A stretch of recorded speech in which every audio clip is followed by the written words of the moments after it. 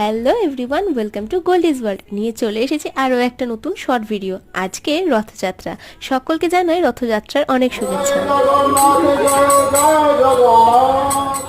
প্রথম রথটা দেখে নিলাম একদম আমাদের বাড়ির সামনে। এই রথটা আমাদের বাড়ির সামনে দিয়ে যাচ্ছিল কৃষ্ণনগর গোয়ারি বাজার গৌরিয়া মঠে।